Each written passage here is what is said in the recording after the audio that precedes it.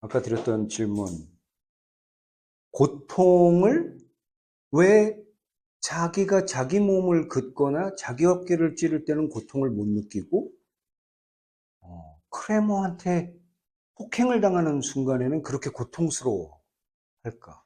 그때는 정말 그 고통을 느끼는 게 굉장히 리얼하게 묘사가 되잖아요. 고통에 대한 하소연도 굉장히 리얼하게 묘사가 되고. 왜 그럴까? 사실 강도를 봐서는 막 칼로 찔리는 게 훨씬 아플 것 같은데 거기에서는 고통을 못 느껴요. 자, 박대한 한번 생각해 본 거 있으면. 그 주인공이 짝사랑하는 양아치 남자애가 있어요. 근데 이 주인공이 그 남자애를 생각하면서 막 온갖 음담패설이 적힌 그런 편지를 썼는데 이제 그걸 보낼 생각은 없이 그냥 자기 마음을 이제 토로하려고 쓴 건데 그게 어쩌다 그 양아치 남자의 손에 들어가서 편지가 보내진 거죠. 근데 이 남자애가 데이트를 하자고 이 여자애를 불러낸단 말이에요. 이 여자애가 되게 설레서 막 예쁘게 꾸미고 가는데 이 남자애가 차 안에서 얘한테 키스를 하려고 하니까 키스를 했나? 아무튼 이렇게 뭔가 진도를 빼려고 하니까 이 여자애가 왜 그러냐 하고 나는 이런 걸 바란 게 아니다. 나는 너랑 데이트를 하고 싶었던 거지. 난 너를 좋아해서 그런 거지? 뭔가 너랑 뭐 원나잇을 할 생각은 없다. 이런 식으로 말을 하는데 그 남자애가 아니 네가 편지에 다 쓰지 않았냐. 왜 나는 네가 바라는 대로 해준 건데 너는 왜 이러는 거냐? 이런 이야기를 한단 말이에요. 그래서 저는 사실 그 저번 토론 때부터 이 얘기가 나왔을 때 그 영화 장면이 좀 떠올랐고, 네. 그리고 두 번째는 이제 소설에서 롤리타가 그 험버트를 약간 유혹하는 듯한 그런 제스처를 보인단 말이죠. 근데 사실 롤리타는 험버트가 자기를 진짜 욕망하길 바라고 그런 행동을 한 건 아니잖아요. 그러니까 걔는 뭐 10대 소녀고 자기보다 나이가 2배가 많은 남자가 진짜로 자기를 좋아해서 막 그 남자랑 결혼하고 이런 걸 꿈꾸지는 않았을 거잖아요. 그냥 그 나이에 그러니까 자기가 매력적인 대상으로 보인다는 사실? 그리고 그거를 약간 뭐랄까 뽐내는 데서 오는 우월감을 즐기고 싶었던 거지. 실제로 이 남자가 자기를 욕망해서 이 남자와 뭔가 진지한 관계가 되는 걸 바라진 않은 거죠. 네, 그 두 개가 전 떠올랐고, 에리카도 자기가 이 약간 여성성이 결여된 삶을 살아오면서 자기가 자신을 그런 대상으로 바라봤을 때 거기에서 오는 쾌감은 있을 수 있지만 실제로 자기가 그렇게 실존하는 남성에 의해서 대상화가 되는 거는 완전히 다른 문제라고 저는 생각을 하거든요. 그런 어떤 주도권이 누구한테 있느냐의 문제도 있을 것 같고, 상상과 실제는 다른 것처럼 우리가 상상하는 게 반드시 실제로 이루어졌을 때도 만족스러울지 아닐지는 모르는 거고, 모르겠어요. 그러니까 상상성 욕망이랑 실제의 욕망은 좀 다른 것 같아요. 에리카도 그런 케이스가 아닐까 그런 생각을 했습니다.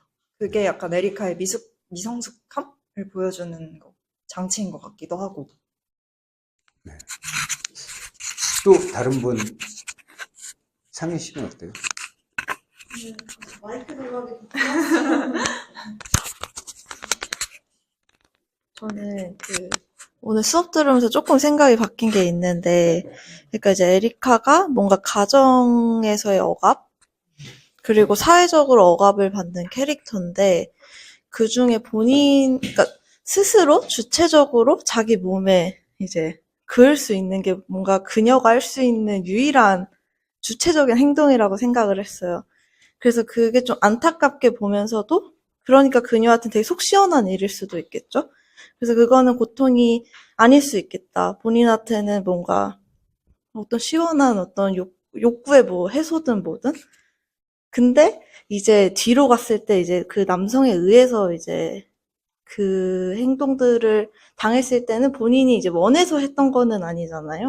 그 상황에서는 이제 갑자기 문을 부수고 들어왔고 모든 상황이 본인이 이제 컨트롤하는 상황이 아니었기 때문에 아까 이제 다은님이 말씀해 주신 것처럼 이제 주도, 뭐 주체성, 뭐 이런 부분에서 차이가 있지 않았나라고 생각합니다.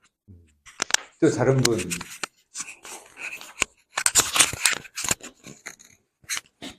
유현 씨? 저는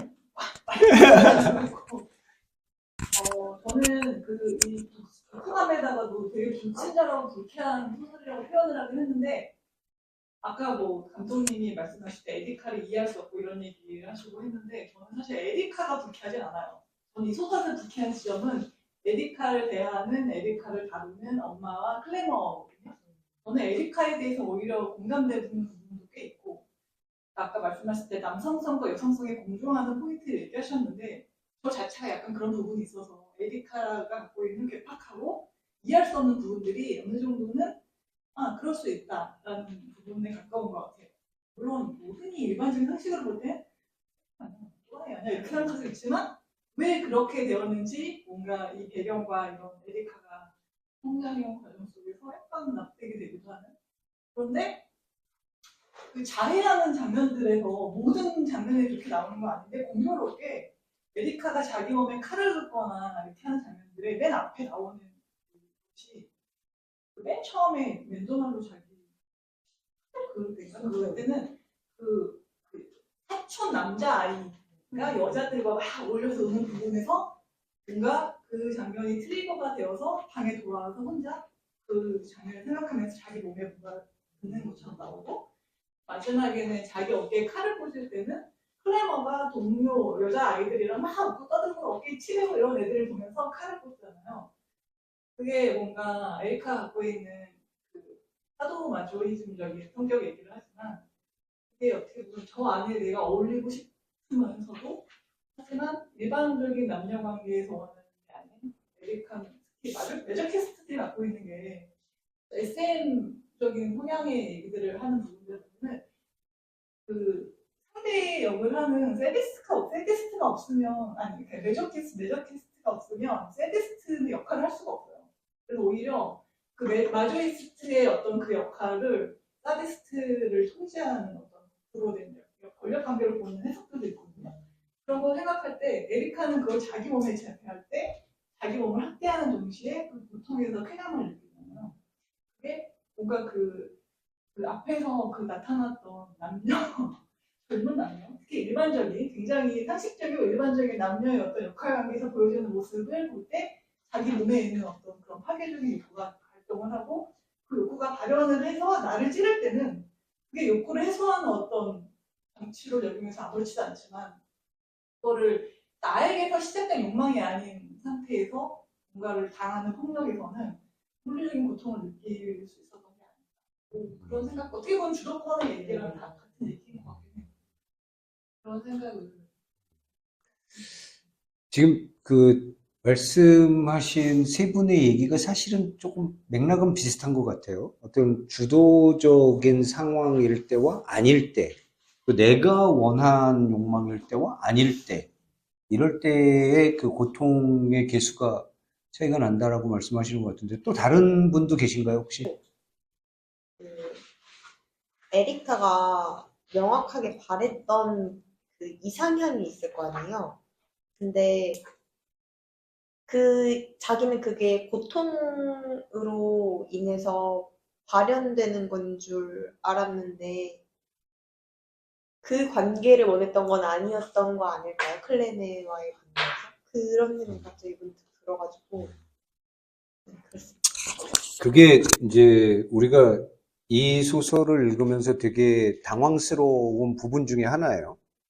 분명히 에리카는 편지에다가 나를 학대해줘. 내가 심지어 아프다라고 하더라도 밀어붙여서 학대를 해달라고 해놓고, 실제로 이제 크레머가 막 학대를 시작을 할 때 그걸 고통스러워하면서 피하고 싶어 하고 나중에 복수하겠다고 칼까지 들고 나간단 말이에요. 저는 이렇게 뭔가 어떤 헷갈리게 써놓은 그런 심리가 결국은 이런 문학 작품들이 드러내고 싶은 것이 딱 드러나는 지점이 아닌가 생각을 해요. 자, 제가 생각하는 건 이렇습니다. 권력 관계로 보신 건 굉장히 맞는 것 같아요. 프로이트 같은 경우에는 이 세디즘과 마조이즘은 동전의 양면처럼 같이 붙어 있는 거라고 얘기를 해요. 그래서 타인의 고통을 보면서 즐기는 것과 타인으로부터 고통을 받으면서 즐기는 이거는 동일한 욕망에서 출발하는 거라고 프로이트는 얘기를 하는데, 들레즈는 완전히 구분을 해요. 왜 구분을 하느냐 하면, 자, 세디스트는 그 피학 성애자를 찾지만 고통 자체가 쾌락이 되면 세디스트한테는 쾌락이 없대요. 그러니까 매저키스트가 고통을 받으면서 막 쾌락을 느껴. 그럼 세디스트가 볼 땐 얘는 고통스러운 게 아니라 즐거운 거야. 그러니까 자기는 얘를 고통을 주려고 하는 본연의 목적을 달성할 수가 없어. 그러니까 세디스트는 그런 그 피약 그 성애자를 만나면 오히려 이제 성욕을 잃는 거죠. 그러니까 의도가 무엇이냐, 그리고 권력 관계가 어떻게 되느냐가 세디즘, 매저키즘에서는 굉장히 중요한 문제라고 합니다. 이건 뭐 당사자가 아니기 때문에 이걸 실제로 어떻게 벌어지는지는 알 길이 없지만, 어쨌든 여기에서 중요한 거는 권력 관계가 분명히 존재한다라는 거예요. 그리고 세디스트 입장에서는 매저키스트가 실제 고통을 느껴야지 세디스트로서 만족을 하게 된다라는 거죠. 문제는 크레머가 세디스트인가예요. 크레머는 세디스트인가? 네? 네, 질문이에요.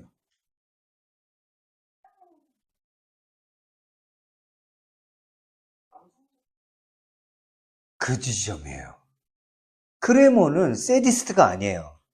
크레머가 발광을 하게 된 계기가 뭐냐 하면, 나는 결코 인간으로서의 품위, 여기서 인간으로서의 품위라고 크레머가 얘기하는 건 남성으로서의 품위죠.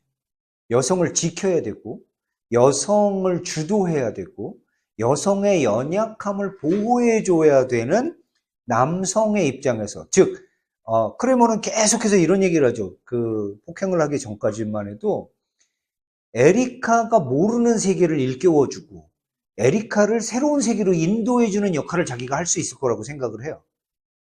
성적으로 무지한 에리카를 인도해 주려고 하는 거죠. 그런데 편지 내용을 보고 충격을 받는 거예요. 아니, 이건 변태 아니야.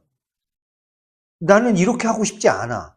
근데 에리카는 그렇게 하지 않을 거면 관계를 끝낼 것처럼 계속 협박을 해요.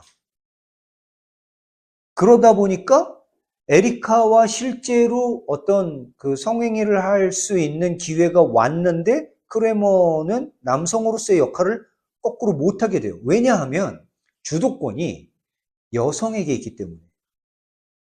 남성에게 주도권이 있어야 되는데 여성에게 주도권이 넘어가는 순간 남성성이 사라져버리는 거예요. 이 남성성에 손상받았다라는 거에 대한 복수로서 폭행이 이루어지는 거지, 세디스트로서 폭행이 이루어지는 게 아니란 말이죠. 에리카는 그러면 매저키스트냐?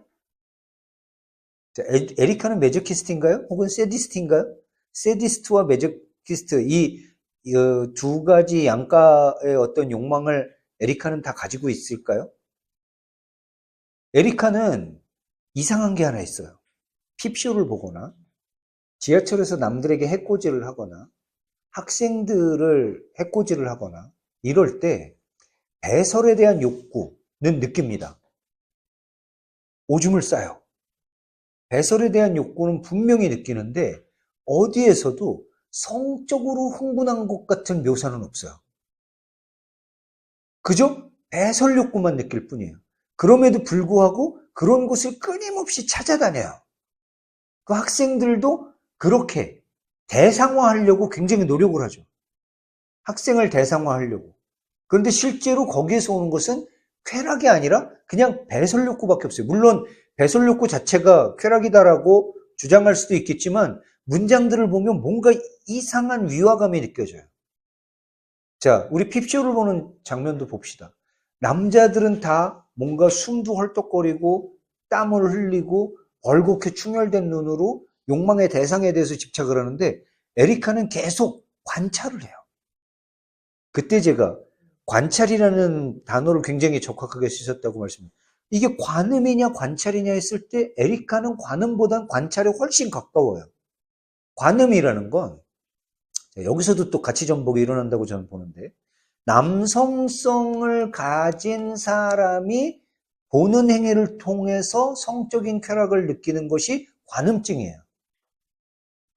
여성이 바라보면서 성적 쾌락을 느낀다고 하더라도 이 소설의 토대를 보자면 여성이 남성적인 시각으로 성을 배웠기 때문에 그렇게 되는 거라는 거예요.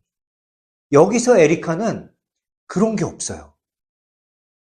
성적 대상화를 해서 본다라는 느낌보다는 저 여자는 어떻게 자기를 저렇게 드러내지? 저 여자의 구멍은 어떻게 타인을 향해서 오픈될 수가 있지? 저 두 남녀는 어떻게 해서 저런 행위를 쌍방간에 할 수가 있지? 그런 걸 보면서 어떤 분노 비슷한 감정을 느끼는 듯 그건 쾌락하고는 좀 거리가 멀어요.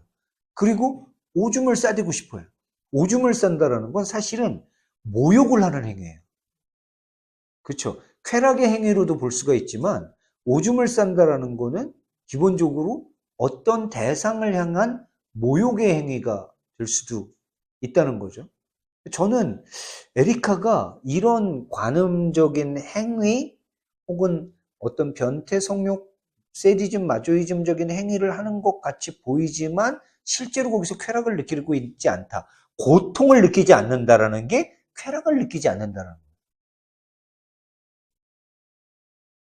그 면에서도 다은이가 아까 얘기했던 상상 속의 욕망과 실제 구현되는 욕망 사이의 괴리감으로 해석할 여지도 전 분명히 있다고 봐요. 상상 속에서는 이것이 쾌락이 돼야 되는데 상상일 뿐이에요. 그러니까 이게 쾌락으로 연결이 되지 않아. 그런데 크레모아가 진짜로 자기가 편지에 쓴 대로가 아니라 약속대로가 아니라 즉 자기의 권위에 항복한 남성성이 자기 아래로 들어와서 권위에 복종하는 것이 아니라 이놈이 갑자기 더 큰 남성성을 가지고 폭력이라는 이름으로 자기에게 권위를 행사할 때 이때도 에리카는 쾌락을 느끼는 게 아니라 이때는 정말 말 그대로 고통을 느끼는 거죠. 마지막 순간에 어깨를 찌르는데 분명히 나와요. 고통은 느껴지지 않았다. 아픈 건 없었다. 하지만 피는 줄줄줄 나요. 자기 허벅지에서 자기 성기를 연결하려고 칼집을 크게 냈을 때 에리카가 당황하는 건 아파서가 아니라 뭐 때문이에요? 피가 너무 많이 나와서 당황을 해요. 이런 모든 것들이 쾌락 원리하고는 많이 벗어나 있다라고 보여요. SM이 도대체 이 사람들의 심리 상태는 뭐지? 하고 바라보면 바라볼수록 에리카의 심리 상태하고 많이 다른 것 같더라고요. 그들이 쾌락을 느끼는 단계가. 따라서 이 자해를 하고 자기 몸에 구멍을 내는 행위를 저는 타나토스적이고 에로스적인 욕망 그 다음에 또 하나로 보는 게 소통이에요. 자기 몸에 구멍을 내므로써 아까 이제 사회적인 어떤 관계 맺기를 위해서 자기 몸에 구멍을 내는 거라는 해석도 가능하지 않을까라고 말씀을 드렸던 거의 연장선상인데 구멍을 낸다라는 건 소통을 하는 거예요. 자학을 한다라는 건 막혀있는 소통의 어떤 창구를 발견하고 싶은 거예요. 그리고 지하철 안에서 타인들을 막 밟고 다니고 막 때리고 다니고 이러면서 논란의 중심이 되는 거. 이 논란의 중심이 될 때 자기가 드러나지는 않지만 여기에도 어떤 그 폭력과 자극을 통한 일종의 소란스러운 소통들이 일어나고 있어요. 근데 대부분 에리카에게 이런 소란스러움은 관계 몫이지 주인공인 자기의 몫이 아니었어요. 피아노를 칠 때도 소란스러움은 관객의 몫이에요. 이 소란스러움을 치고 들어와서 자기에게 직접 말을 건 게 크레모예요. 크레모한테는 관계가 일어날 수 있는 가능성이 열린 거죠. 그래서 일단 언어로 서로 소통을 시작을 해요. 그러면서 에리카는 점점 꿈이 커져요. 이 남자라면 나와 진짜 소통할 수 있을지도 몰라. 그래서 자기가 소통하고 싶은 방식을 편지라는 형태를 써서 언어를 빌려서 쓴 거죠. 그것도 편지는 고착된 언어예요. 말처럼 흩어지는 언어가 아니라. 그렇게 증거물까지 남기고 적극적으로 소통을 시도를 했는데 돌아온 건 단절이죠. 이때 에리카는 맞음으로써 쾌락을 느끼는 것이 아니라 맞음으로써 그 전에 혼자 그 관계 소통을 요구했을 때 느끼지 못했던 고통을 느껴요. 자, 이게 뭘까요? 저는 그토록 원하고 바람하지 않던 소통이 실제로 일어났을 때, 그게 어떤 형태의 소통이건, 관계가 실제로 일어났을 때, 에리카가 아파하는 장면이 또 하나가 있어요. 엄마하고 싸울 때. 근데 그동안에는 엄마하고만 굉장히 제한적이고 한정적으로 일어났던 그런 관계가 크레모하고 일어난 거예요. 근데 관계는 보통 어때요? 관계는 내가 원하는 방향으로 일어나나요? 우리가 인생을 살면서 어떤 관계를, 아무리 사랑하는 사람과 사랑의 관계를 맺어도 이 관계는 내가 원하지 않는 고통을 끊임없이 수반하죠. 아무리 사랑하는 사람이라도 그래요. 부모 자식 간에도 끊임없이 고통을 주고받아요. 서로. 크레모한테 에리카는 한없이 부끄러움과 고통을 줬어요. 그러고 이제 그걸 돌려받은 것 뿐이에요, 사실은. 돌려받았죠. 그래서 실제로 이 소설에서 고착화됐던 엄마와의 관계를 제외한 유일한 에리카가 소통하고 관계를 맺었던 인물이 크레모예요.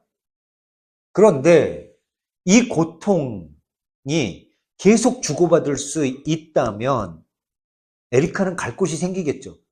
크레모의 품이라면. 근데 딱 복수를 한다라는, 사실은 책이 그렇게 나와요. 사실은 본인이 복수를 하고 싶은 건지 어쩐 건지 모르겠지만 일단 칼을 하나 챙기고 갔다라고 얘기를 해요. 갔는데 크레모가 동년배들 남녀 애들이랑 막 웃고 떠들고 얘기를 하는데 보니까 자기와 맺었던 관계하고 완전히 다른 세계의 관계를 보여주고 있는 거예요. 크레모가 에리카와 어떤 면에서, 어떤 특정한 포인트에서만이라도 서로 간에 창구가 열리고 관계가 시작됐을지도 모른다라는 어떤 가능성이 있었는데 실제로 가서 보니까 그건 정말 일시적인 것일 뿐이었고, 크레모가 가지고 있는 관계는 에리카가 볼 때는 인정할 수 없는 관계들 속에서 살고 있는 거예요. 아까 얘기했죠? 남성적 기표로 지어진 언어의 집 속에서 크레모는 살고 있어요. 그러면 에리카에게는 이제 마지막 남은 관계는 뭐밖에 없어요? 엄마밖에 없어요. 그리고 이 크레모와의 관계가 불가능하다는 걸 확인하는 방법은 뭐밖에 없어요? 내가 죽는 것밖에 없어요. 그걸 욕망했던 나를 죽이는 것밖에 없어요. 그래서 그전에는 팔이나 허벅지, 신체 기관으로부터 먼 곳을 자해를 했는데 어깨를 찔렀다는 건 어깨에서 조금만 들어오면 심장이죠. 저는 그래서 에리카가 남성적 세계 속으로 편입되고자 했던 마지막 욕망을 스스로 걷어낸 것이 아닌가. 그리고 이제 에리카 자신만이 구축할 수 있는 세계, 그것이 폐쇄적이건 억압적이건 우리의 시각으로 볼 때 비정상적인 것이라고 할지라도 자기가 관계 맺게 할 수 있는 세계 속으로 다시 돌아가는 것이 아닌가. 이것은 마치 영웅서사에서 영웅들이 다양한 사건을 겪고 오디세이가 결국은 집으로 돌아가듯이 에리카가 이 크레모라는 어마어마한 사건을 거쳐서 다시 회귀하는 것이 아닐까?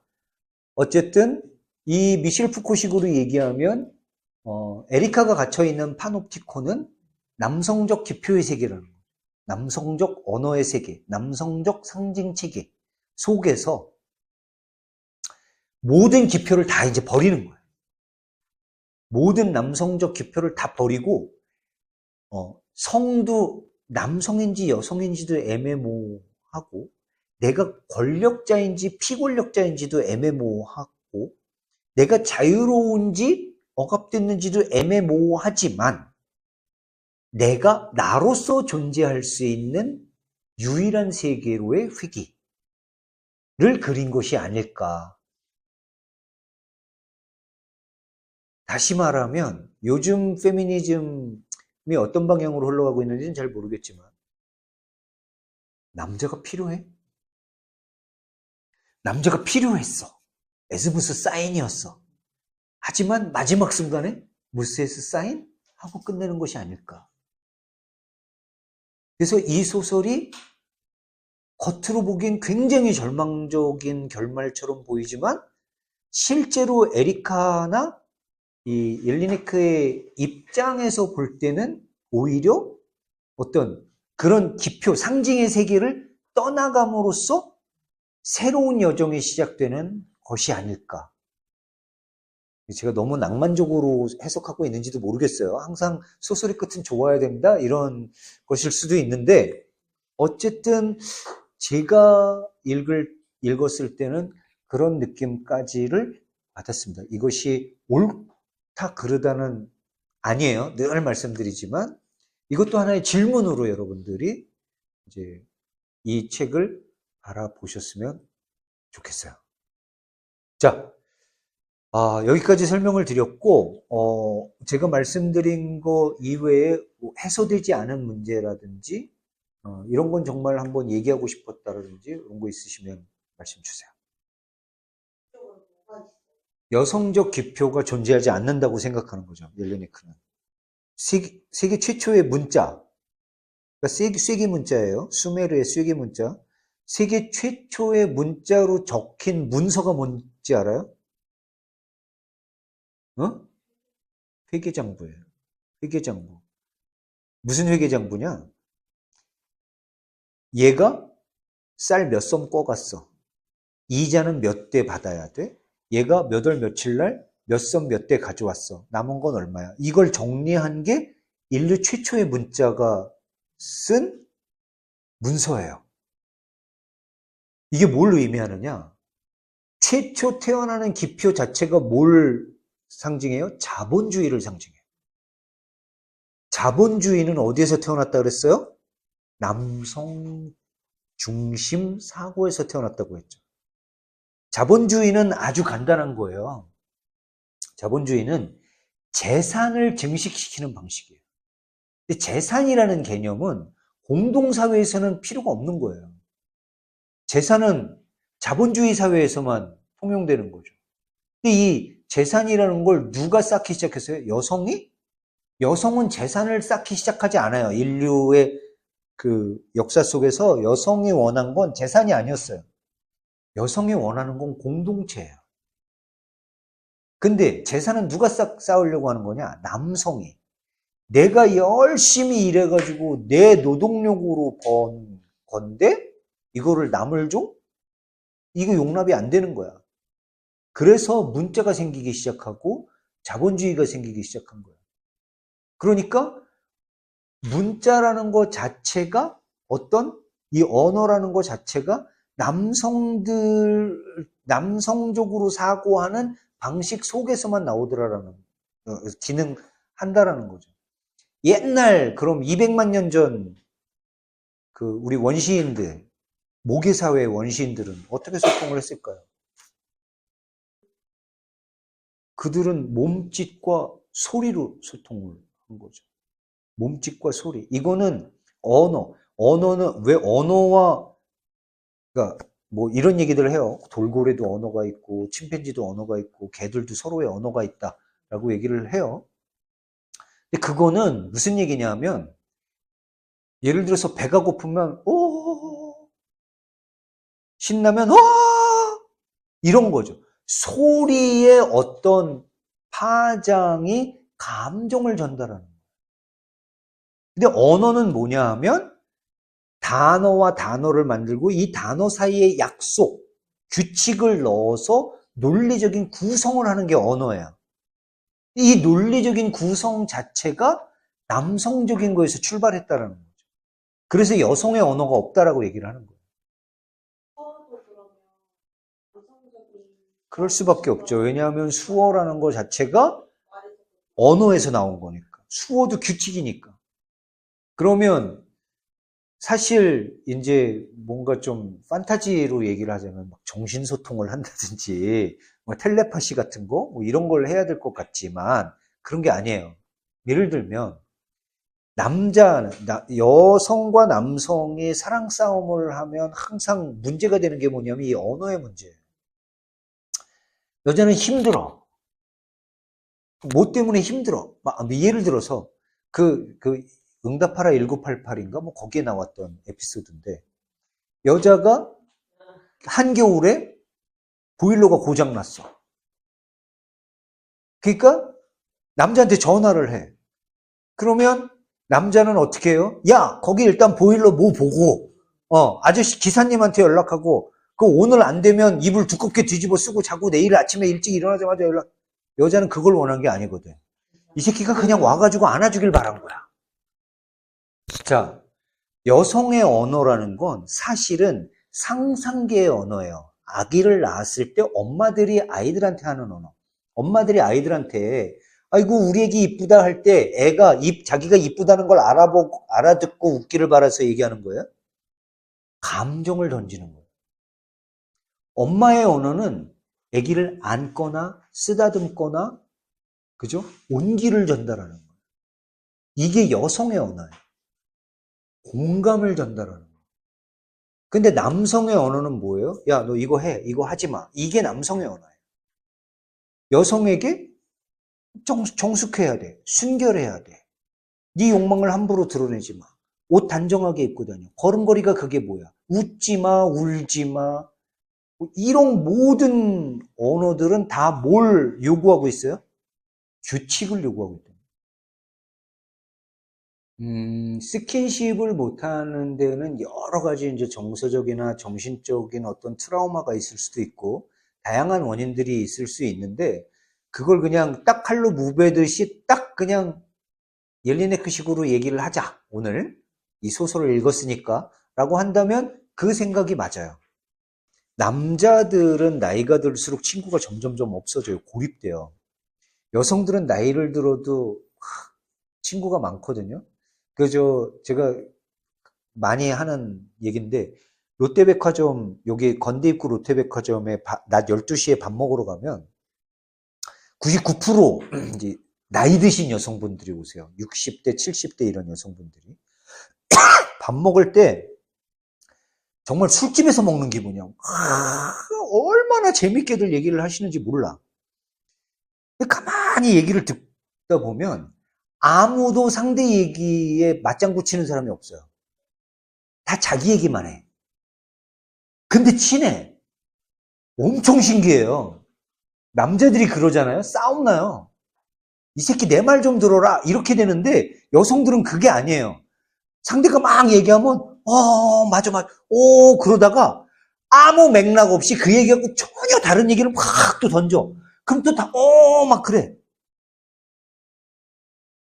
여성들이 그 자리에서 하는 이야기들은 논리적 구성으로 이루어진 언어 체계가 중요한 게 아니에요. 내가 나의 감정을 너희들한테 쏟아 부을 테니까 너희들이 이걸 좀 받아줘. 근데 그걸 여성들은 받아줘요, 서로. 사실은 말로 얘기를 하는 것 같고 엄청 수다스러운 것 같지만 실제로 뭘 하고 있는 거예요? 여성성을 교환하고 있는 거예요. 공감하고 있는 거예요. 근데 남자들은, 자, 술집에 가보면 남자들 엄청 소리 높여서 또 여성들이 얘기하는 수준은 비교도 안 될 만큼의 데시벨로 막 정말 이충걸식 표현으로 얘기하자면 항공기 이륙할 때 내는 데시벨로 막 떠든단 말이에요. 그 떠드는 얘기들 가만히 들어봐요. 제일 많이 나오는 게 뭐냐, 나오는 말이 뭐냐면, 야, 그거 말고 그게 아니고, 이 새끼야, 그게 아니라니까! 이 얘기가 제일 많이, 진짜로. 뭐예요? 다 논리로 얘기를 하려고 하는데, 그들은 이미 공감의 세계가 막혀 있기 때문에, 논리로도 서로 뚫고 들어갈 수가 없어요. 그래서 대화가 안 되는. 그러니까 남자들은 나이가 들수록 고립될 수밖에 없는 거예요. 여성들은 서로 논리적으로 이해 안 돼도 돼. 대충 얘가 고생했구나. 힘들었겠네. 아우, 얘 손주가 이쁜가 보다. 나도 보고 싶네. 이거면 충분한 거야.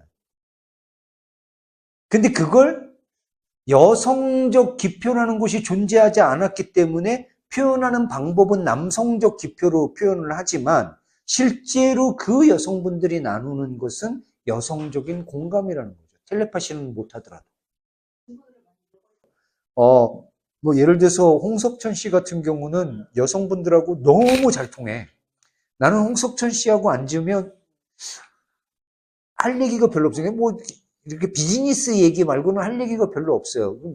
좀 이렇게 어떤 반응은 좀 당황스러울 때도 있고, 예쁘지만 당황스러울 때도 있고. 제가 친한 분은 아니고 한 서너 번 만나서 얘기를 해봤는데 여성분들하고 너무 잘 통하시더라고요. 자냐 여자냐와 관계가 있는 것이 아니라 내면의 여성성이 얼마나 있느냐, 남성성이 얼마나 있느냐의 차이라고 생각하고요. 의외로 여자지만 남성성이 굉장히 충만한 분들이 의외로 굉장히 많아요. 그게 비극이에요, 사실은. 그 남성성이 본인이 발굴해서 남성성이 그런 분도 없진 않겠지만 대부분의 경우에는 남성성의 사회 속에서 적응하려고 살아남으려고 자기의 여성성을 죽인 결과예요. 대부분의 경우는. 그러니까 남자가 스킨십을 잘 못한다. 스킨십을 힘들어한다. 그런 남자랑은 빨리 헤어지는 게 좋아요. 여기서 남성성, 여성성만 가지고 이제 스킨십을 얘기를 하자면 남성성의 스킨십은 성적인 스킨십일 가능성이 굉장히 높아요. 여성성의 스킨십은 공감의 스킨십일 가능성이 굉장히 높아요. 그쵸? 여성들끼리 이렇게 팔짱 끼거나 어깨 쓰다듬거나 그럴 때 성적인 느낌으로 그러는 경우보단 내가 너 이해해. 나 좀 이해해줘. 이게 더 많잖아요. 근데 남성이 남성한테 스킨십을 하면 남성들끼리 되게 이상해요. 얘가 왜 날 만지지? 얘 뭐지? 이렇게 돼버린단 말이에요. 그게 뭐예요? 거긴 공감의 스킨십이 아니라 기본적으로 성적인 스킨십이라고 인식하기 때문이에요.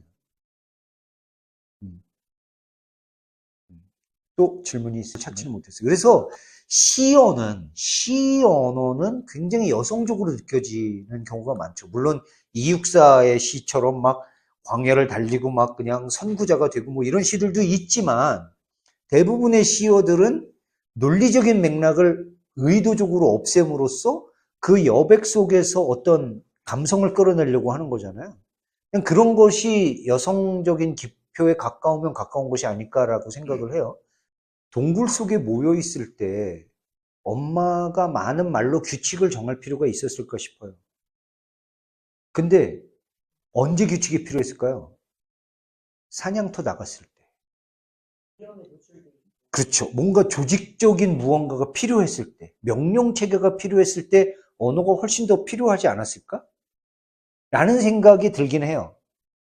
오히려 엄마들은 어떻게 해요?